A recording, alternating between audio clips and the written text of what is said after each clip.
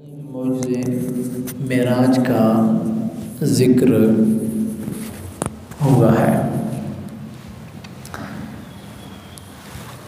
मेराज के अंदर नबी करीम अलैहिस्सलाम ने किन अक़वाम का मुशाहिदा किया, किन लोगों से गुज़रे,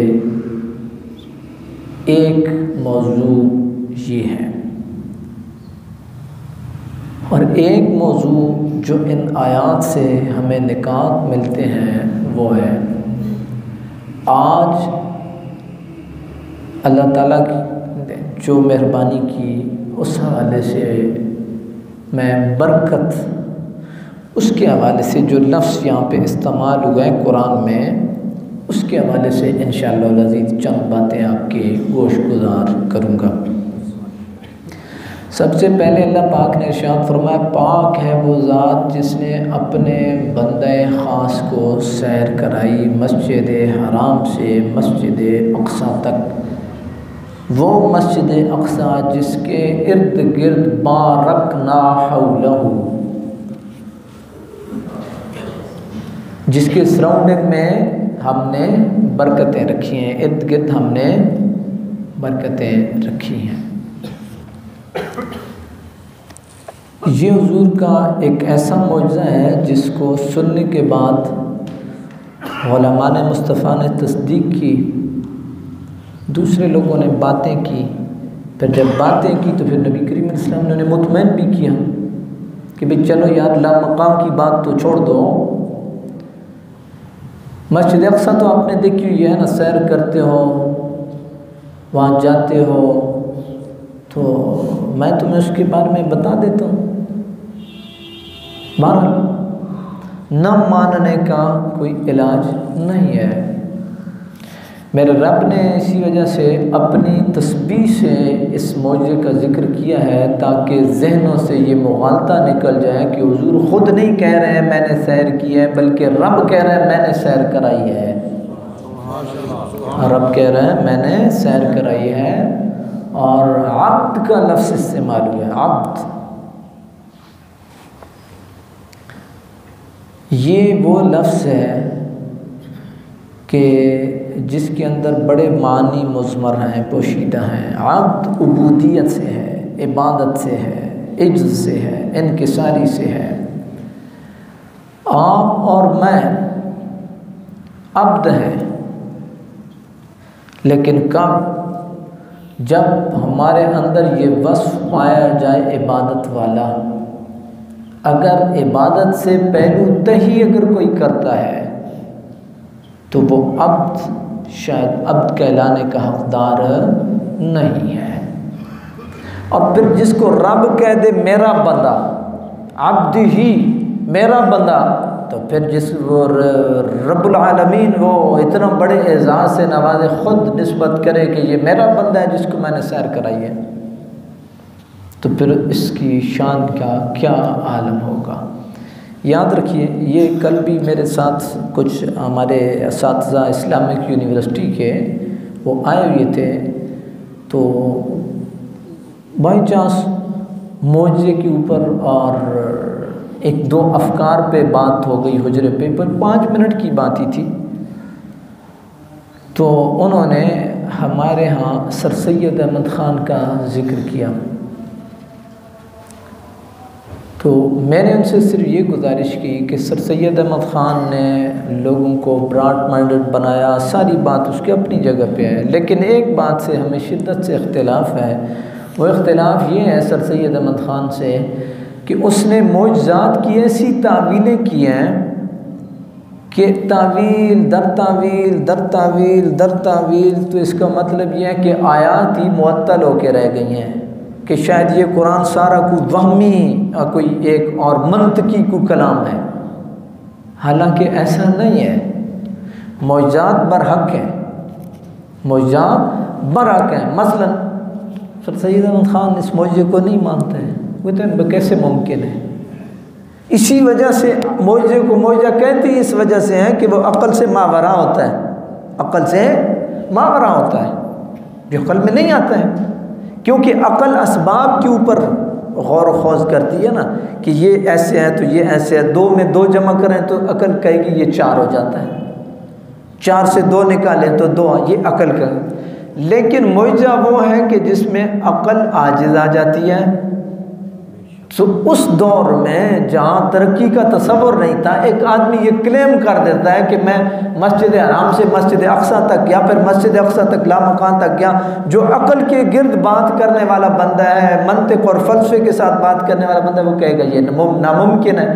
लेकिन जो अल्लाह के कलाम में गौर करने वाला बंदा है वो कहेगा ये लफ्ज़ सुबहाना से शुरू हो रहा है, मुमकिन है, क्योंकि हुजूर खुद तो नहीं कह रहा मैंने सैर की है, रब कह रहा मैंने सैर कराई है, तो बात ख़त्म है। बरादरान इस्लाम, या एक और बात मैं आपको कुरान मजीद में हज़रत ईसा अलैहिस्सलाम के बारे में, व अनब्बिउकुम बिमा ताकुलून व मा तदखिरून,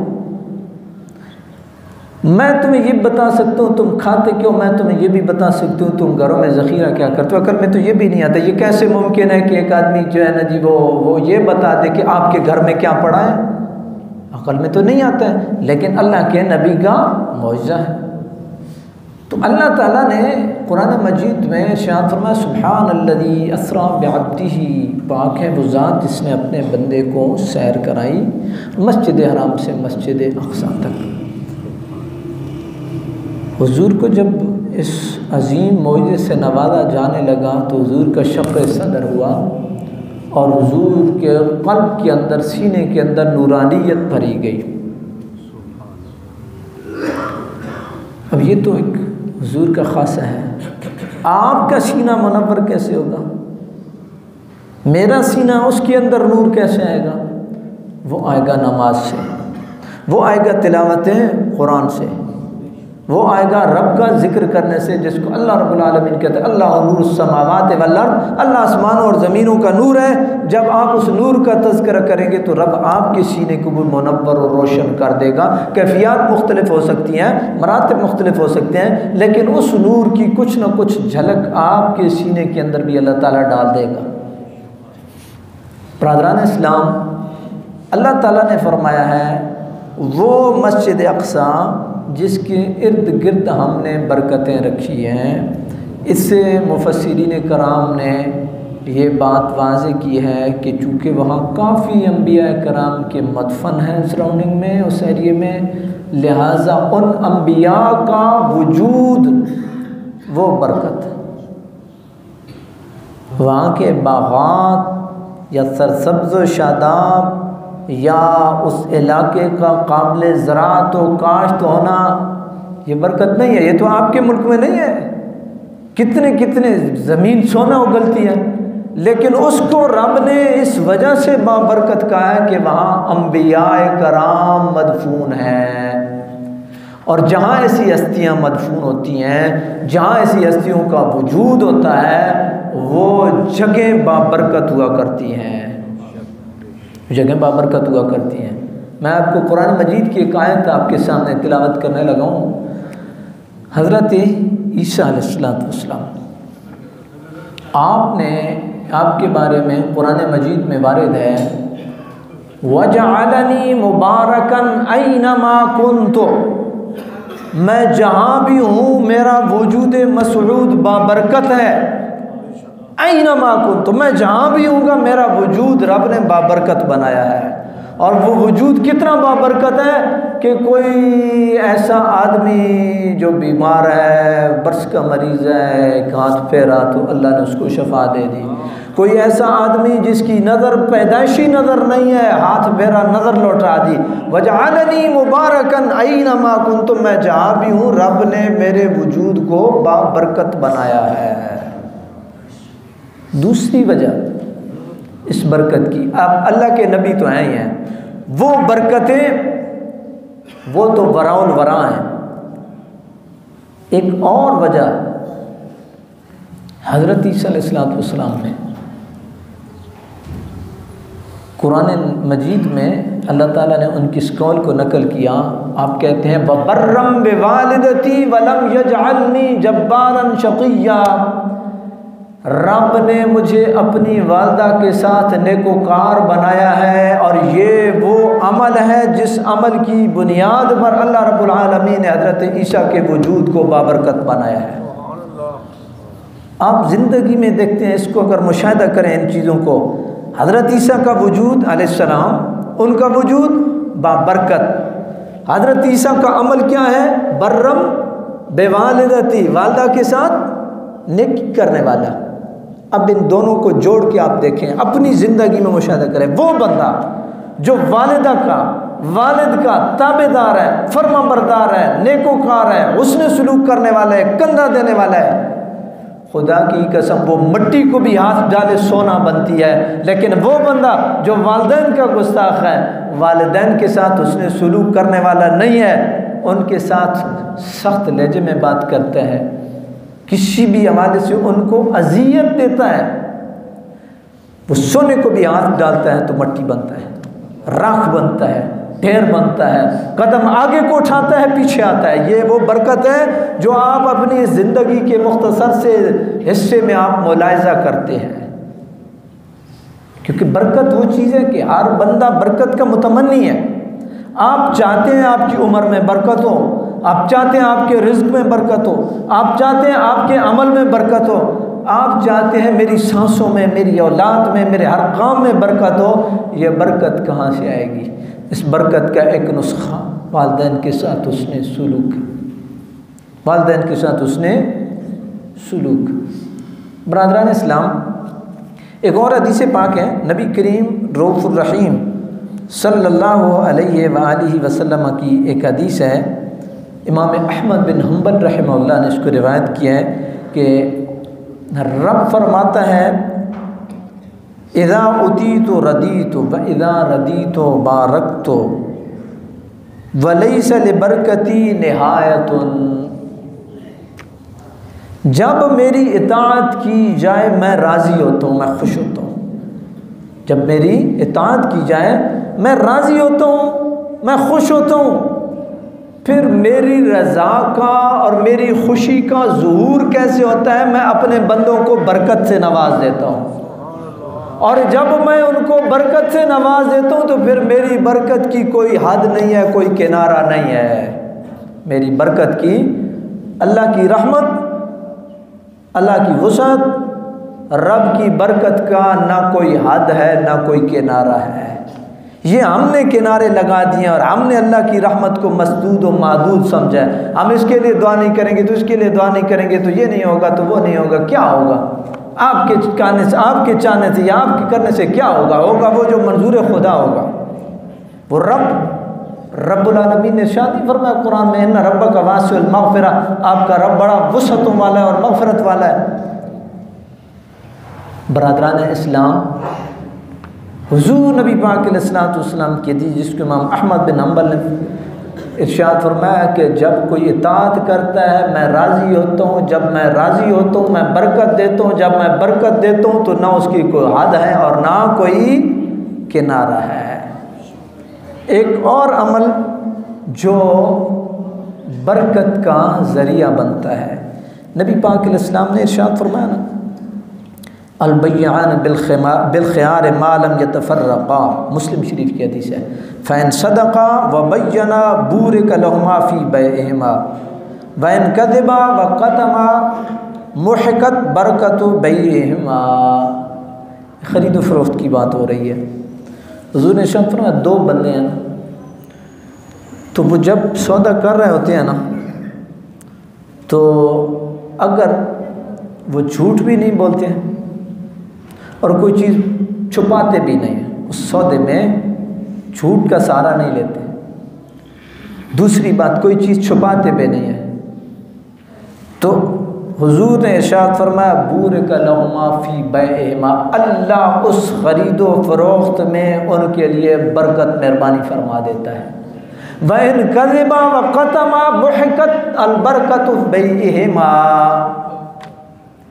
अगर झूठ बोल दिया, कोई चीज़ छुपा दी, मुहिक़त अलबरकत, बरकत उठ जाती है, बरकत ख़त्म हो जाती है। इसी वजह से मैंने काफ़ी पहले एक जगह पे मैंने पढ़ा था, नबी करीम अलैहिस्सलाम, ये बड़ा मसला है, ये हमारी बिलखुसूस तिजारत में बहुत ज़्यादा मसला है। हम ज़मींदार लोग देखते हैं, अपने इलाके में देखते हैं, मूँगफली की बात आती है, नीचे भी खुश्क है, ऊपर भी खुश्क है, दरमियान में गीली है। अगर नहीं तो एक दो धूप लगवा दी, वज़न ज़्यादा देती है ना, ज़ाहिरी बात है। ये एक जगह पे मैंने पढ़ा था, नबी करीम अलैहिस्सलाम कहीं गए बाज़ार में, तो गले का ढेर पड़ा था, तो नबी करीम अलैहिस्सलाम ने उसमें हाथ डाला तो अंदर से गीला था। हुज़ूर ने इरशाद फरमाया, इसको ज़ाहिर करो, इसको सामने लेके आओ, इसको ज़ाहिर करो। ये आप हर जगह पे देखें, ये बड़ा बड़ा मसला है। आप कहीं भी जाएं, आप यानी मुआशरे में अखलाक की गिरावट इतनी है। मैं छोटी सी बात करूँ, अब गाड़ी लेने के लिए जाते हैं तो आप बेचारे डंटर पंटर साथ लेके जाते हैं, या किसी पाक व्हील वाले को बुलाते हैं, या कोई और वो आपके पास वो आला सा होता है, यार किधर से लगी है, क्या है क्या नहीं है। अच्छा, वो बंदा वो ये नहीं कहेगा कि ये है, ये वो कहेगा जी देख ले, मुझे कोई पता नहीं है, तू इतना बोला है जो तुझे कोई पता नहीं है, 10 साल तूने रखी है खुदा के लिए, तू इतना बोला है, तू इतना बादशाह बंदा है। ये क्या है? महकतल बरकतु। और याद रखिए, जैसा आप मखलूक खुदा के साथ मामला करेंगे, ऐसा मामला आपके साथ किया जाएगा। आप उनके साथ आसानी का मामला करेंगे, आपके साथ आसानी का मामला किया जाएगा। आप उनको मुशक्क़त में डालेंगे, आपके साथ मुशक्क़त वाला मामला किया जाएगा। ये ज़िंदगी में छोटी छोटी बातों पे बंदा देख लेता है, गौर कर लेता है। अगर मुझे ठोकर लगी है तो बाय चांस लगी है या पीछे कोई, आप देखते हैं ना, तो अब तो ज़रा पता नहीं क्या पोजीशन है, मुझे अंदाज़ा नहीं है। हम रियाजी का सवाल होता था, कहीं गलत हो जाता था, कहते हैं पीछे पड़ताल करो, गलती कहाँ से हुई है, वो गलती कहाँ से हुई है, तो वो ज़रा देखना है कि कहाँ से गलती हुई है। ये बड़ी बड़ी बुनियादी चीज़ है। तो बरादरान इस्लाम, ये बरकत वो है जिसका हर बंदा मुतलाशी है। ये मकामात में भी है, ये शख्सियात में भी है, ये इताअतों और रियाज़तों और इबादतों में भी है, ये तहारत और तक़वे में भी है, और ये तौबा और इस्तिग़फ़ार में भी है। हज़रत नूह अलैहिस्सलाम से कौम ने शिकवा किया ना, तो आपने कहा या कौम इस्तग़फ़िरू रब्बकुम इन्नहु काना गफ़्फ़ारा युरसिलिस समा अलैकुम मिदरारा व युमदिदकुम बिअम्वालिन व बनीन व यजअल लकुम जन्नातिन व यजअल लकुम अनहारा। माल मांगना है तो तौबा इस्तिग़फ़ार करो, खेतियाँ हरी चाहते हो तौबा इस्तिग़फ़ार करो, औलाद चाहते हो तौबा इस्तिग़फ़ार करो, जो भी चाहते हो रब की बारगाह में रुजू लाओ, अल्लाह रब्बुल आलमीन तुम्हारा मेहरबानी फरमा देगा, तुम्हें बरकत दे देगा। तो बरादरान इस्लाम, ये वो अमाल हैं कि जिनकी बुनियाद पर हम बरकत हासिल कर सकते हैं। बरकत कसरत का नाम नहीं है, बरकत किफ़ायत का नाम है। ये वो चीज़ है कि हर बंदा जिसका मुतलशी है। अल्लाह रब्बुल आलमीन की बारगाह में ये दुआ है, मेरा रब हम सब का हामी व नासिर हो और हमारी ज़िंदगियों में बरकत दे, हमारे आमाल में बरकत दे। और आमाल में बरकत इस्तिक़ामत है कि अगर रब ने हमें नमाज की तौफ़ीक दी है तो इस पे इस्तिक़ामत दे के ता दम आखिर हम इस पे कायम और दायम रहें। आमीन व आखिर दावाना अनिल हम्दुलिल्लाहि रब्बिल आलमीन।